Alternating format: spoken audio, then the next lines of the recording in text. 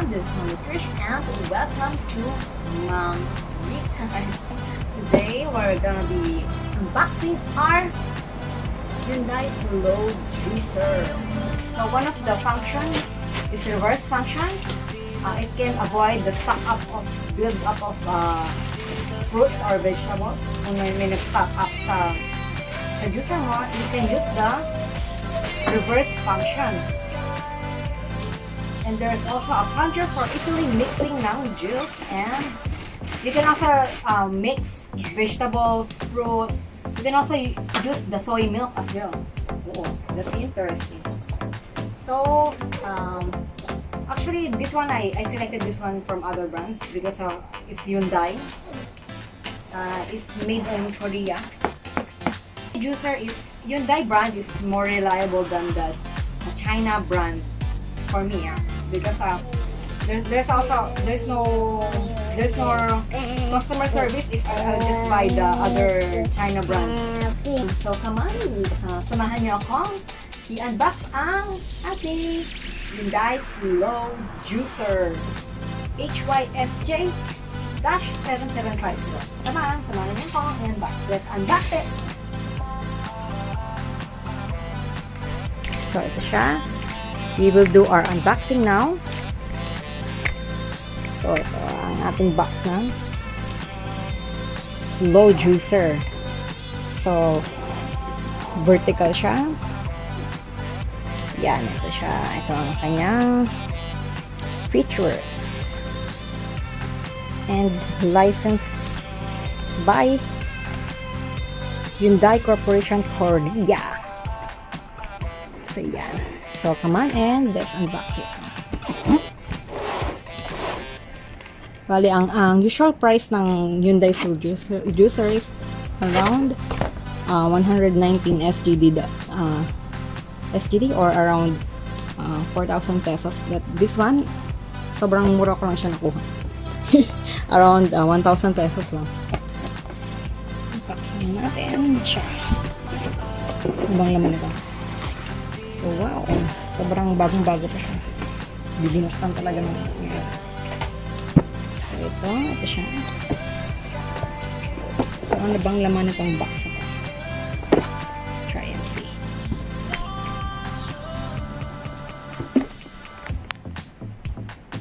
Yan. So, let's open up the box. The small box.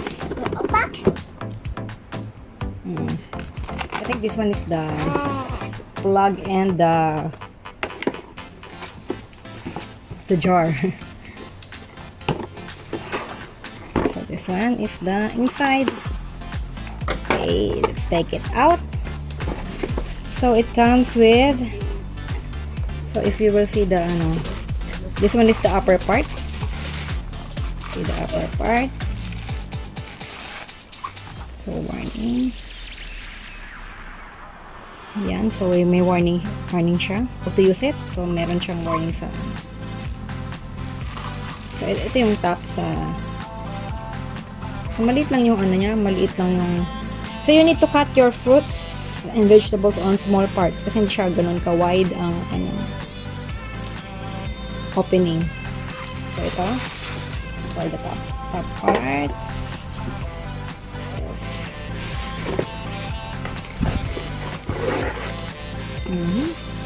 Ito yung sa taas na part. Okay. Let's assemble it later. Okay, and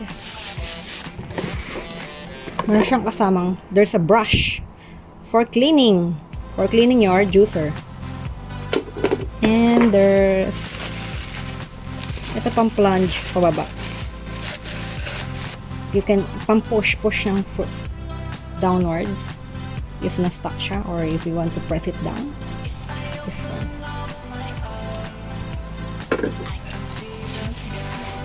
So, ganito siya.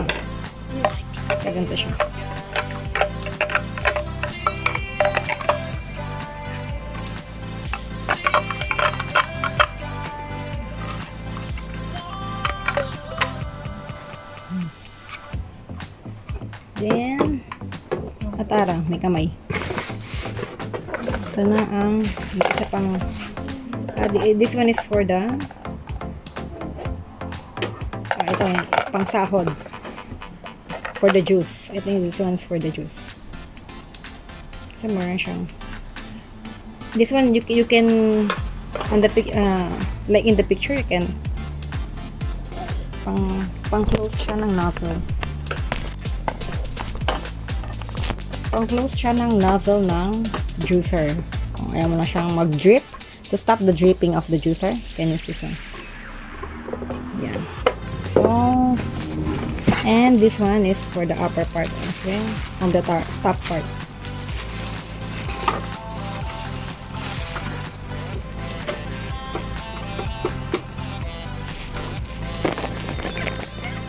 Yan. So, let's get the main machine now. So, this the upper part in the jars. So let's try to get na the inner part of the machine. Hindi siya ganun kalaki. So yan. So let's see. Hindi siya ganun kabulky. Hindi siya ganun kabulky. So let's try to get it. So meron siyang styrofoam. Tada, ito na yung main machine niya. This is the main machine.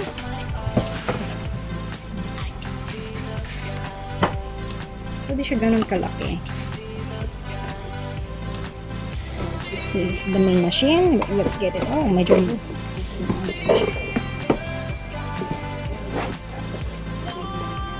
So, ito na yung main machine niya. Okay, come on. So, ito na siya.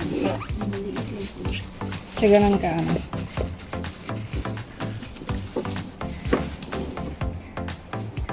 So medyo ano to medyo older version na Hyundai. I'm not sure if mayroong bagong ano model ang Hyundai. But this is the juicer. Yan siya. So ito yung I think this is for the juice and this is for the particles na ma-squeeze niya. So this is the motor. Pwede siyang matanggal. Alam ko pwede siyang matanggal. For cleaning.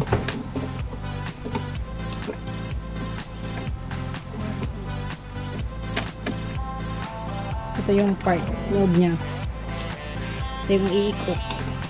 To squeeze the juice. So, 3 pin siya. 3 pin. 3 pin. Let's remove it. Test natin later. Okay. So, let's see if okay siyang. So, ito yung close. So, ganito siya. Kung gusto mong i-close. Pipin mo siyang ganyan. Close mo siyang ganyan. Okay. Tapaklam natin with daddy. Ito ang manual. Let's see the manual. So, there's a service center here in Singapore. So, okay siya. There's a service center. Unlike the other brands, like, I have seen the China brands like iCook. I think iCook and actually, I'm trying to check the iCook and the Joko, but there's no service center in Singapore. So, if there will be problems, then good as, ano na siya. Good as garbage na siya. Kung hindi mo siya pagana. You cannot buy any parts here in Singapore also. So, ito so, I have chosen this Hyundai since meron siyang service center in Singapore here. And, proven na rin naman yung Hyundai brand. It's a bit unknown na rin. Unlike China brands na sulpot-sulpot nito. O, yan. And, let's check the manual, how to arrange it. So, may safety notes siya. So, yan. Ganyan siya. Paano siya? This is the parts of the this is the main body. The main body. Ito yung stopper. So, ito yung stopper. Kailangan lang natin ikabit yung stopper niya.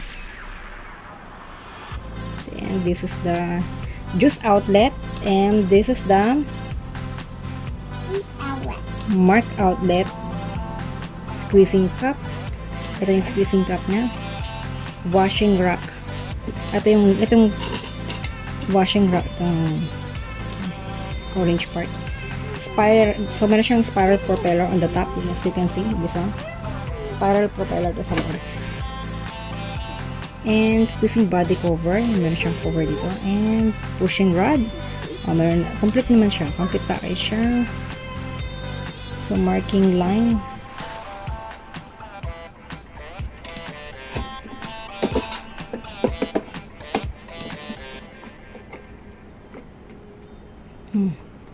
So let's check how to remove it. So mag-i-wash na natin paano siya. Since we will try to use it, much better to wash it first before using it. Since it was stored for a long time. So yan, let's see kung paano i-disassemble. Since it already came like this. Yan, so let's try to check ang bakang. Yun. So, the arrow, as you can see the arrow.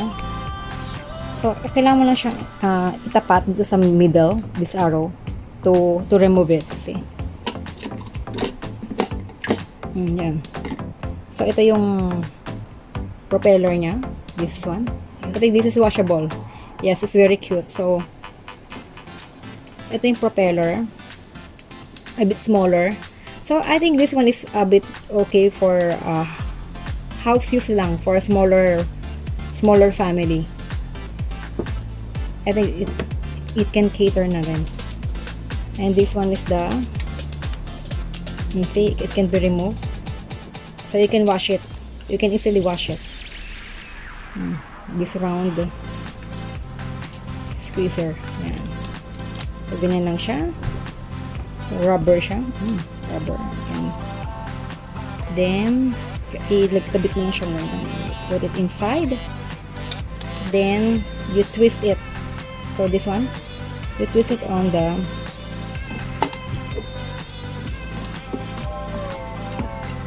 so, kailangan nakatapat siya dito. Yan. Yan, nakalock na siya. Ikot mo lang siya. Lock it. So, hindi na siya makuha.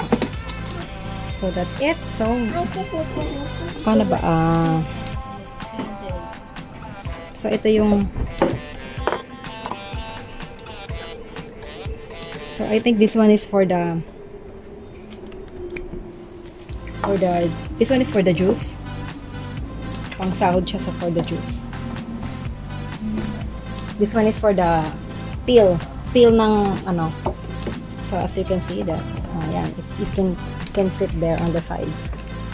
It can fit on the sides. This one is for the juice. It's very simple, and this one is for the peeling of the fruits. Yung mga balat-balat, the skins, the extracted parts ng vegetables or fruits. Yan.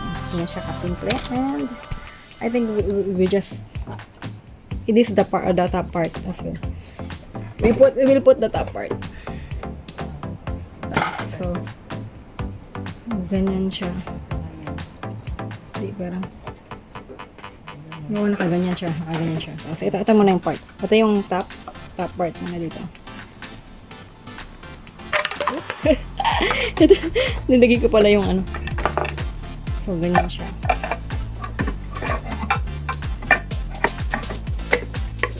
Lock it. So, mas maigi makita. So, you lock it on the top. Yan. Twist lang to lock it. Then, this one is on the upper part. Yan. Sa upper part lang siya. Then, this one. This one yung pang squeeze mo sa baba. Like that. So, let's try to ano na. Let's wash it first, then let's wash the inner part and the jugs first. Then we will try it. We will try to squeeze an apple juice muna gawin natin. Okay? So, ayan, let's wash it first and squeeze apple. So we have your apple. We will try the apple and the carrots. Okay. Wash muna. Wash it up muna. Just to make it sure. And this one is the on, off is the middle part, and this one is the down part is the reverse. If you want to reverse the engine. Kung may nag-stock up na fruits. So let's try it later. Come on. Let's try pala if it will on. Before anything else, let's try it kung mag-on siya. So 3 pin. Let's try if it's working. So let's on it. On na siya. So on. Yon. So slow. Sobrang slow yung motion niya. So I think it's kaya siya slow juicer. Yung motor spin niya is very slow compared to the normal one. At hindi siya ganun kaingay. Let's see if there's a fruit inside. So pag nag-reverse siya, ganito. Re-reverse lang niya.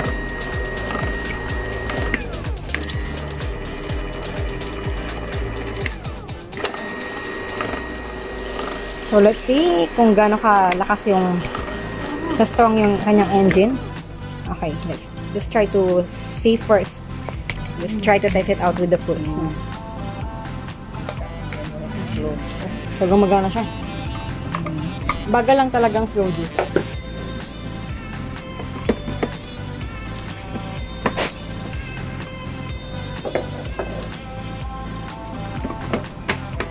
Yan siya. Sa pag-disassemble pala. So, ito yung pag-disassemble. So, ayan. Tanggalin mo yung upper part. Twist this upper part. Then, also this one. Yung white portion. Itapat mo siya sa ano. This one, Itapat mo siya sa gitna dito. In the middle. The white arrow in the middle. Then, pull it. You can pull it like that. So you can remove all the parts to wash it out. It out? Yes. I think this one can be removed as well. This portion. See? This one can also be removed for washing. So I think it's much better to wash it first. Okay, Okay, let's wash it first. Come on.